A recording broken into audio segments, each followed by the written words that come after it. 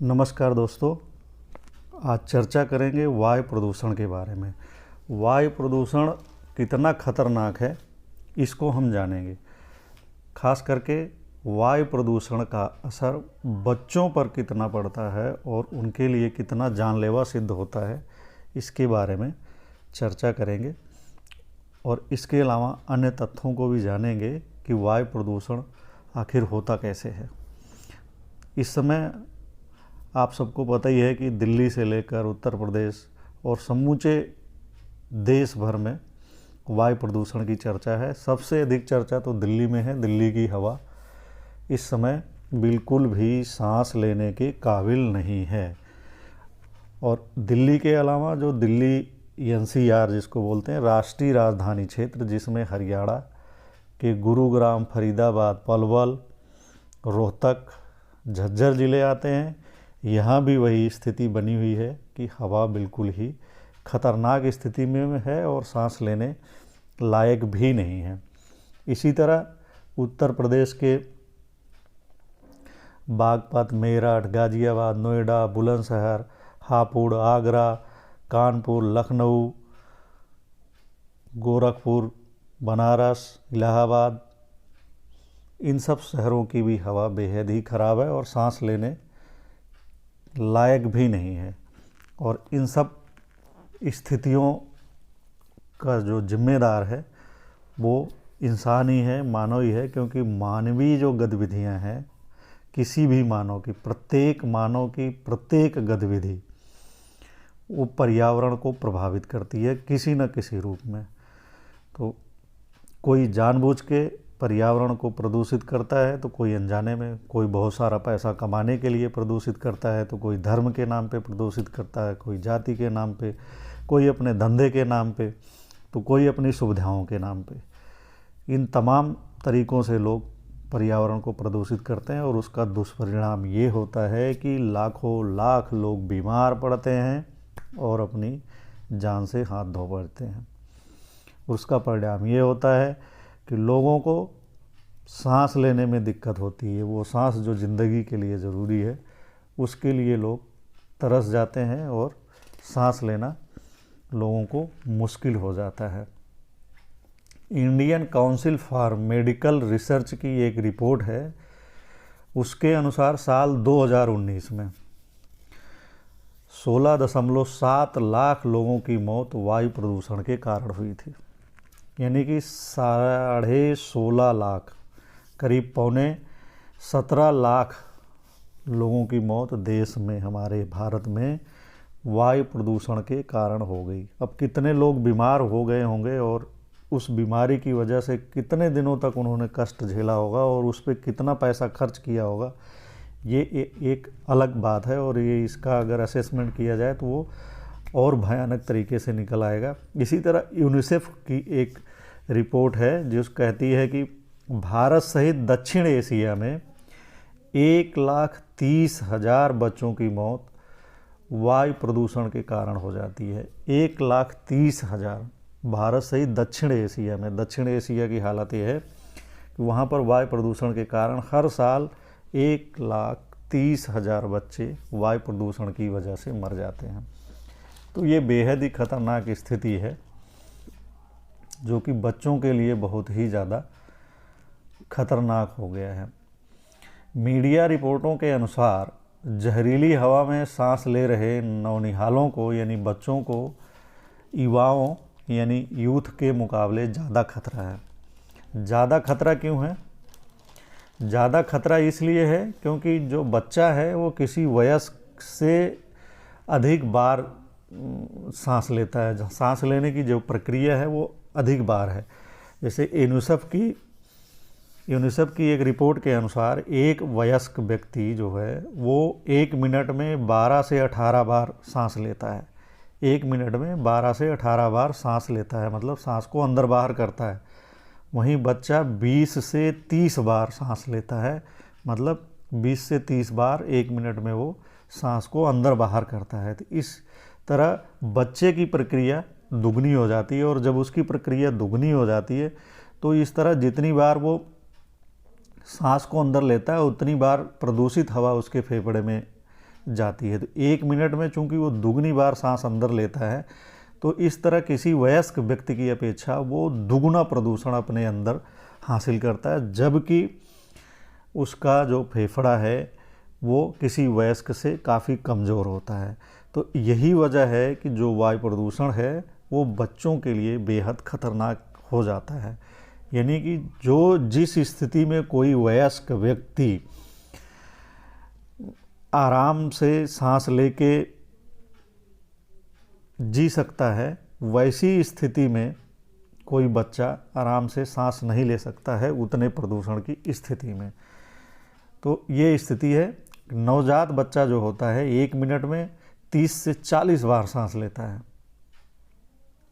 जिससे उसके शरीर में प्रदूषित कण 3 गुना ज़्यादा पहुंचते हैं। ये यूनिसेफ की एक रिपोर्ट कहती है। और WHO की वार्षिक वायु गुणवत्ता दिशा निर्देश की तुलना में भारत में PM2.5 सान्द्रता 5.2 गुना अधिक है।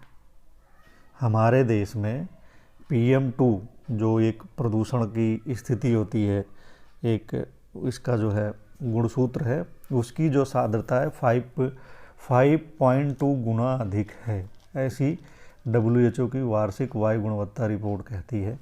यही नहीं, बच्चों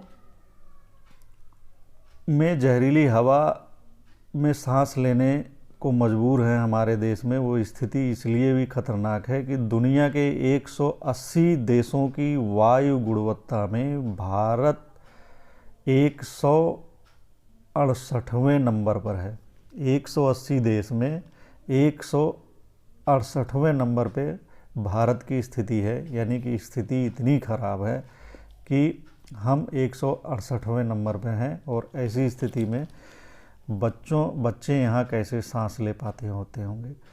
इन 180 देशों की सूची में भारत के बाद जो है हैती है, चाड है, बुरुंडी है, म्यांमार और छोटे व अविकसित देश हैं।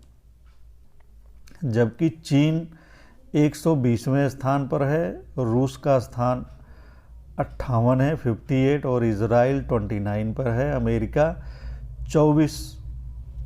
24वें स्थान पर है, यानी कि 24 पोजीशन पे अमेरिका है। कहाँ अमेरिका में 24 और कहाँ हम 168वें स्थान पर हैं। और ये स्थिति बेहद हमारे लिए ख़तरनाक हो जाती है। इसके लिए हम दूसरों को कोसें या जिसको भी कहें, लेकिन ये स्थिति सही नहीं कही जा सकती। वैश्विक पर्यावरण प्रदर्शन सूचकांक 2021 के मुताबिक हमारा जो पड़ोसी देश है श्रीलंका, पाकिस्तान, नेपाल और बांग्लादेश, यहाँ पर हमसे हवा काफ़ी बेहतर है, जबकि हमारे देश की हवा काफ़ी ख़राब हो चुकी है और ख़ास करके बच्चों के लिए काफ़ी ख़तरनाक हो चुकी है।